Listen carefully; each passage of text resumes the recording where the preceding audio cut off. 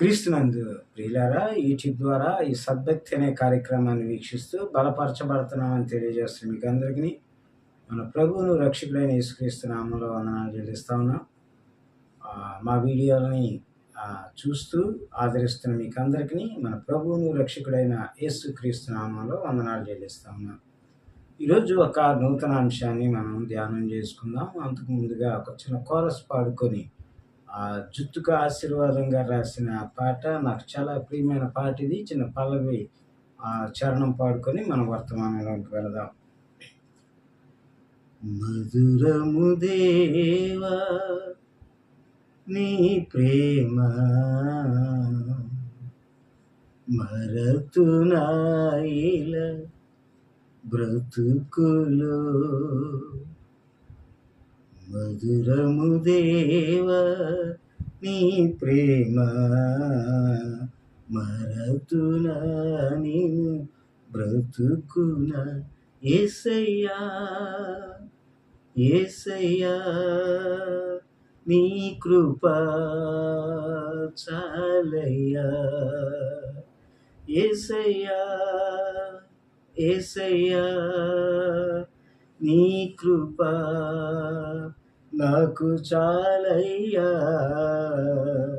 మధురము దేవా నీ ప్రేమ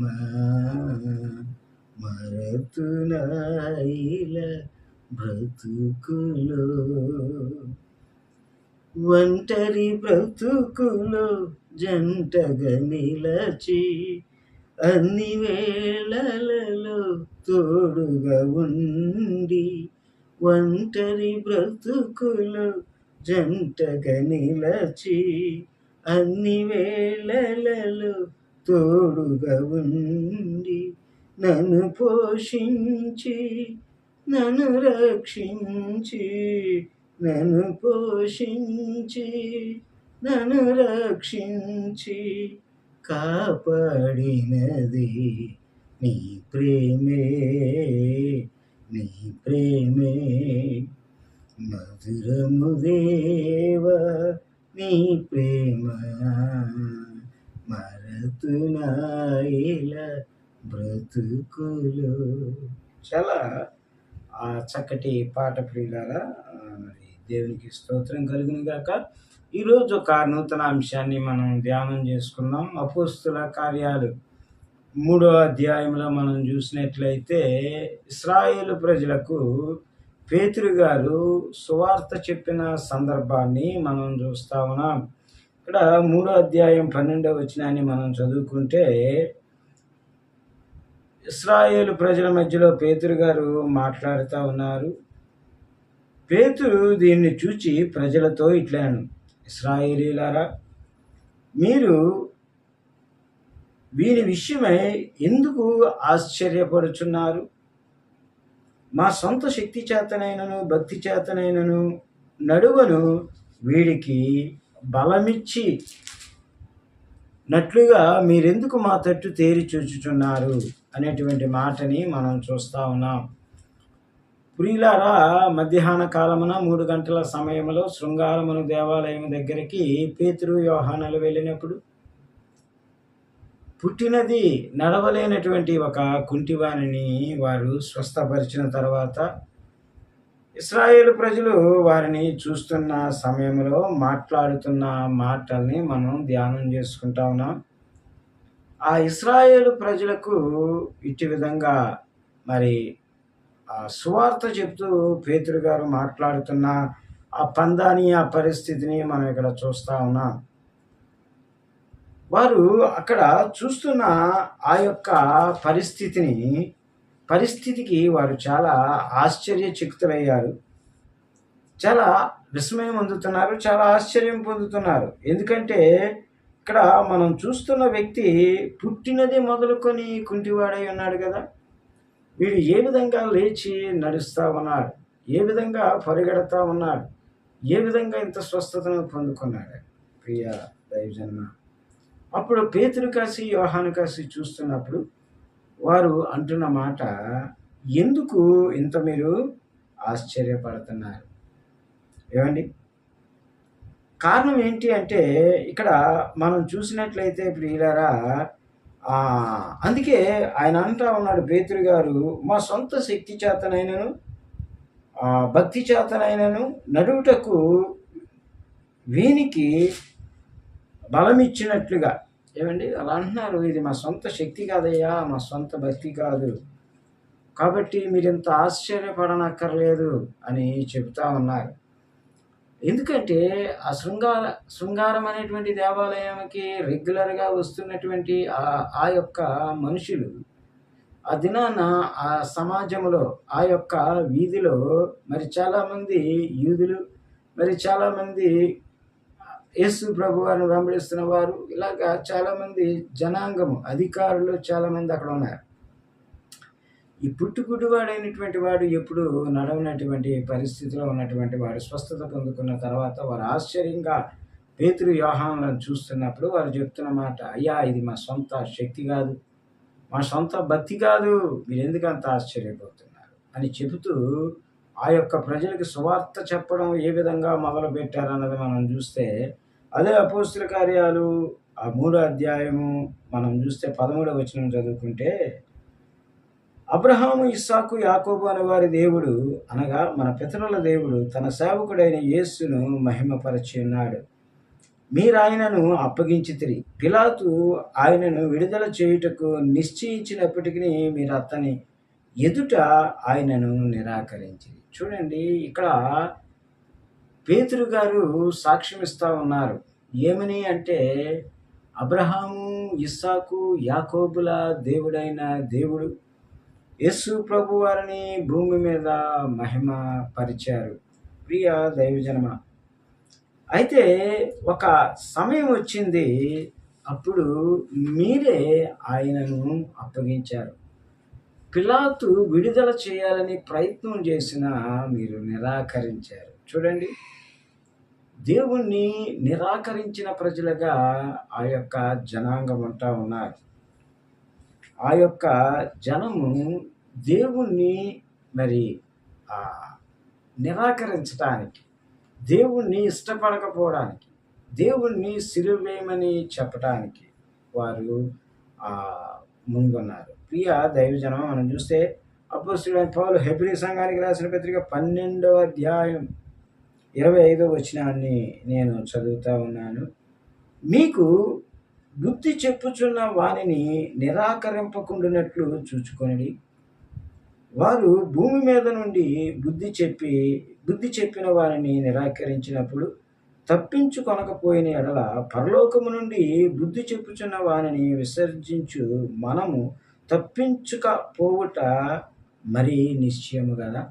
చూడండి, ఇక్కడ ఒక మాట మనం చూస్తా ఉన్నాం. ఇక్కడ భూమి మీద నుండి బుద్ధి చెప్పువారిని నిరాకరిస్తేనే మనకు కొన్ని కష్టాలు వస్తాయి, నష్టాలు వస్తాయి, శ్రమలు వస్తాయి, ఇబ్బందులు వస్తాయి. అలాంటిది పరలోకము నుండి ఉండేటువంటి బుద్ధి చెప్పేటువంటి వారిని నిరాకరించడం అనేది ఖచ్చితంగా చేయకూడదు అని చెప్పడాన్ని ఇక్కడ మనం చూస్తా ఉన్నాం. ప్రియులారా, మరి మనం గమనించినట్లయితే అందుకే ఈ పేతురు గారు చెప్తున్నారు, ఆయన్ని మీరు నిరాకరించినప్పుడు, అందుకే ఇక్కడ తేటగా మాట్లాడుతున్నాడు, భూమి మీద నిరాకరిస్తేనే కొంత నష్టాన్ని మనం చూస్తాం.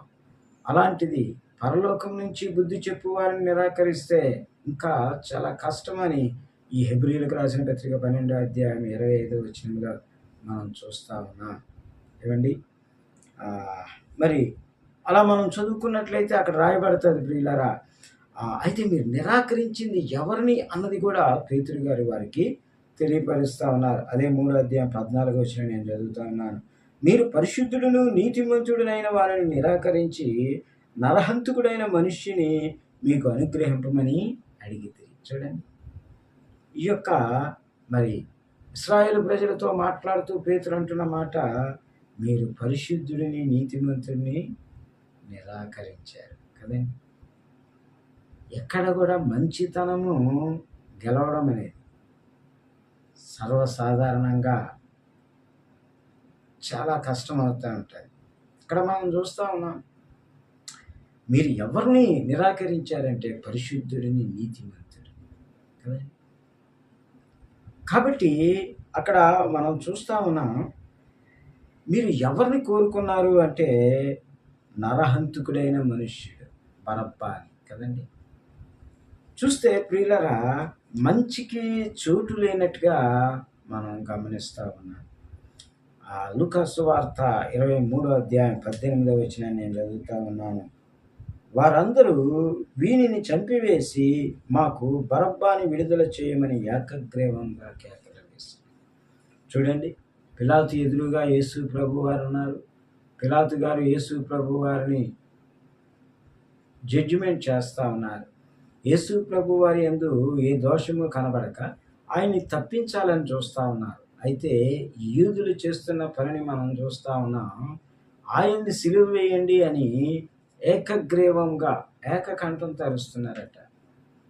ఒక దగ్గర రాయబడుతుంది, ఒక సందర్భంలో వారి కేకలు గెలిచిరి, వారి కేకలే గెలిచెను అని రాయబడ్డారు.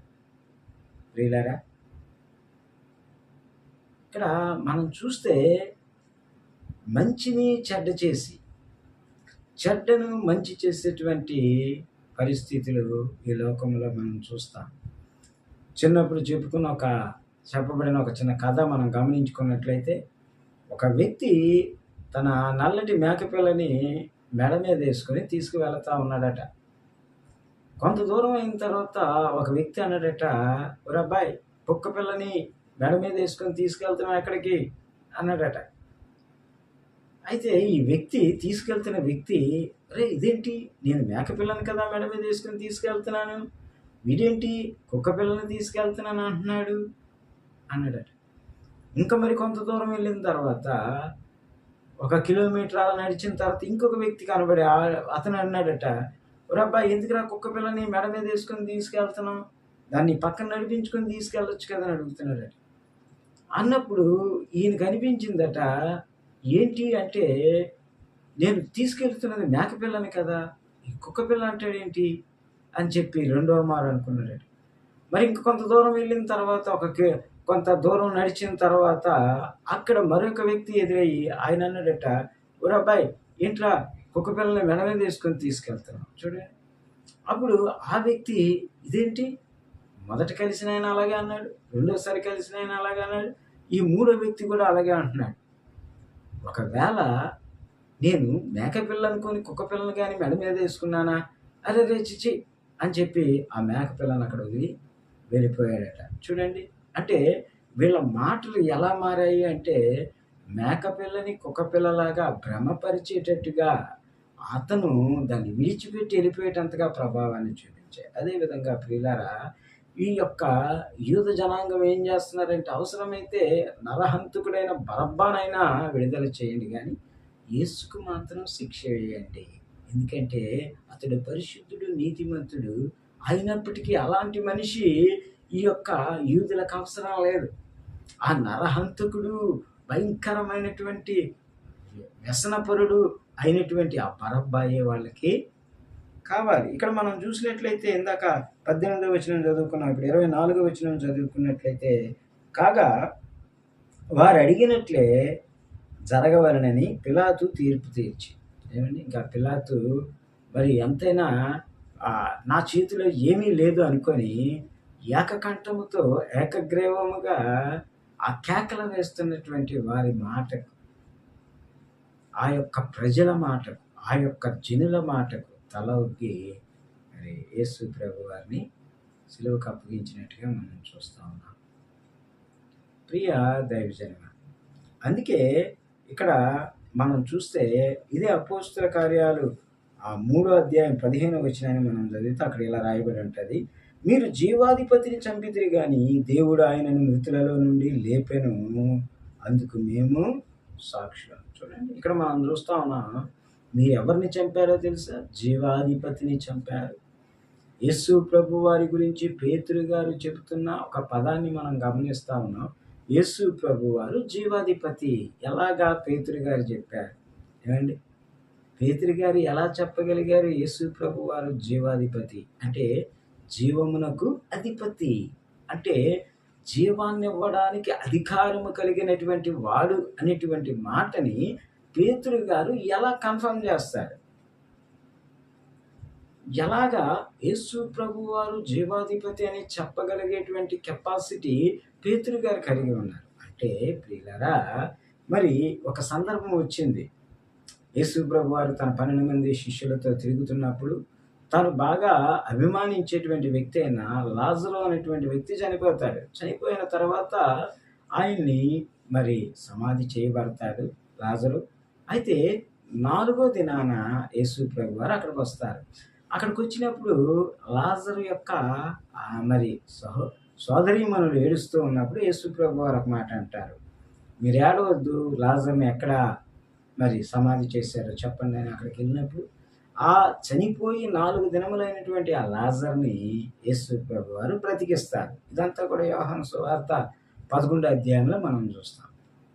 అప్పుడు మరి 12 మంది శిష్యులైనటువంటి వారు పేతురు గారు పక్కనే ఉండి చూశారు. కాబట్టి ఆయన జీవాధిపతి యేసు ప్రభు అనేటువంటి మాట ఈ పేతురు గారు చెప్తున్నారు. ప్రియులారా, అయితే మీరు ఏం చేశారు? ఆయన్ని చంపారు. అయితే దేవుడు ఆయనను మృతులలో నుండి లేపెను అనేటువంటి మాట చెప్తా ఉన్నారు. అయితే ఈ యొక్క ఇశ్రాయేలు జనాంగం ఆయన్ని చంపారు అని చెప్తా ఉన్నారు.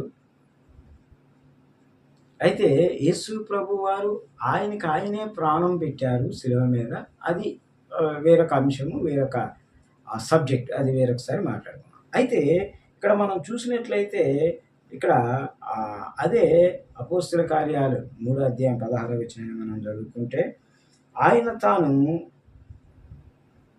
ఆయన నామమందలి విశ్వాసం మూలముగా ఆయన నామమే మీరు చూచి ఎరిగి ఉన్న వీనిని బలపరిచాను. అందువలన ఆయన వలన కలిగిన విశ్వాసమే మీ అందరి ఎదుట వీరికి ఈ పూర్ణ స్వస్థత కలుగజేశాను. ఇక్కడ మనం చూస్తా ఉన్నాం 16వ వచనంలో మనం చూసినట్లయితే మేమే సాక్షులం అని చెప్తా ఉన్నారు. యేసు ప్రభు వారు లాజరు గారిని బ్రతికించినప్పుడు ఆ బ్రతికించిన దానికి మేమే సాక్షులం అని ఈ పేతురు గారు సాక్ష్యమిస్తున్నారు. అంతేకాదు ప్రియులారా, అక్కడ మనం చూస్తా ఉన్నాం, ఇక్కడ మరి ఆయన యందు విశ్వాసం ఉంచారు కాబట్టి ఆ విశ్వాసమే లాజర్ని సంపూర్ణంగా మరి సజీవునిగా లేపింది. అంతేకాకుండా ఇక్కడ మనం చూస్తా ఉన్నాం, ఈ పుట్టి కుంటివాడైనటువంటి వీనికి చక్కటి నడవగలిగేటువంటి, పరిగెత్తగలిగేటువంటి, తిరగాడగలిగేటువంటి పరిస్థితిని, సంపూర్ణ ఆరోగ్యాన్ని దయచేసింది అన్న విషయం కూడా ఇక్కడ చెప్తా ఉండడాన్ని మనం చూస్తా ఉన్నాం. అయితే మరి మనం గమనించినట్లయితే వారు ఆశ్చర్యపడుతున్న ఆశ్చర్యానికి క్లారిటీ ఇస్తున్నట్టుగా పేతురు గారు, అంటే దేవుని యందలి విశ్వాసం ద్వారా ఇక్కడ ఈ యొక్క పుట్టి గుడ్డివాడు స్వస్థత పొందాడు. మరి దేవుని యొక్క విశ్వాసం ఉంచడం ద్వారా మా ద్వారా దేవుడు ఈ కార్యం చేశాడు అన్న విషయాన్ని చెప్తున్నాడు. సరే ప్రియులారా, మనం అదేవిధంగా అపోస్తల కార్యాలు 3వ అధ్యాయం చదువుకుంటున్న దాంట్లోనే 20వ వచనాన్ని మనం చదివితే, మీ కొరకు నియమింపబడిన క్రీస్తు యేసును ఆయన పంపునట్లును మీ పాపములు తుడిచివేయబడి నిమిత్తమును మారు మనసు నుండి తిరుగుడి అనేటువంటి మాట మనం చూస్తా ఉన్నాం. మరి ఈ యొక్క పేతురు గారు ఇందాక మనం మొదటిగానే చెప్పుకున్నట్టుగా ఇశ్రాయేలు ప్రజలకు సువార్త చెప్తున్న పద్ధతిని మనం చూస్తా ఉన్నాం. సువార్త వివరిస్తా ఉన్నారు. ఇక్కడ మనం చూసినట్లయితే 20వ వచనంలో చాలా ప్రాముఖ్యంగా మీ కొరకు నియమింపబడిన క్రీస్తు యేసును ఆయన పంపునట్లును మీ పాపములు తుడిచివేయబడి నిమిత్తమును మారు మనసు నుండి తిరుగుడి అనేటువంటి మాట. ఇక్కడ మీ పాపములు తుడిచివేయబడాలి అంటే ఇశ్రాయేలు ప్రజలతో మాట్లాడుతున్న మాట. మీ యొక్క మరి పాప జీవితం నుంచి మీరు విడుదల పొందుకోవాలంటే, అవి తుడిచివేయబడాలంటే మీరు ఆయన్ని ఏం చేయాలి? ఆయన యందు విశ్వాసం ఉంచాలి అన్న విషయాన్ని చెబుతా ఉన్నాడు పేతురు గారు.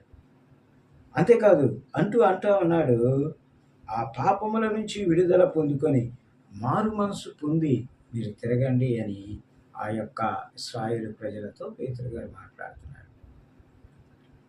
ఎందుకంటే వారందరికీ ఇదేదో సహజ సిద్ధము కానిటువంటి, లేకపోతే అసహజ సిద్ధమైనటువంటి కార్యంగా వారికి కనబడుతుంది. అందుకే పేతురు గారు ఇక్కడ మాట్లాడుతున్న మాట, ఆయన నామమందలి విశ్వాసం ఉంచితే మీ పాపములు తుడిచివేయబడతాయి. మీరు మారు మనసు పొంది తిరిగితే ఈ కార్యములు మీ ద్వారా కూడా జరుగుతాయి అని చెప్పి పేతురు ఆ ఇశ్రాయేలు ప్రజలతో మాట్లాడుతూ ఉన్నాడు. కాబట్టి మీరు ఇంత విస్మయానికి, ఇంత ఆశ్చర్యానికి గురి కావలసిన పని లేదు అని చెబుతూ, ఇదిగో ఈ రాత్రికాల సమయాన వర్తమానం వింటున్న మన జీవితంలో కూడా యేసు ప్రభు వారి పట్ల విశ్వాసం ఉంచితే యేసు ప్రభు వారి కార్యాలు జరిగిస్తారని, ఎందుకంటే లేఖనములో రాయబడ్డది హెబ్రీయులకు రాసిన పత్రికలో, యేసుక్రీస్తు నిన్న నేడు రేపు ఏకరీతిగా ఉన్నాడు అని. కాబట్టి ఆయన మారని దేవుడు, మార్పు లేని దేవుడు. కాబట్టి ఆయన మన జీవితాల్లో నిత్యము కార్యం చేయడానికి ఇష్టపడేటువంటి దేవుడు. ఈ మాటలు మనం వినికిడి యందు దేవుడు బహుగా దీవించును గాక.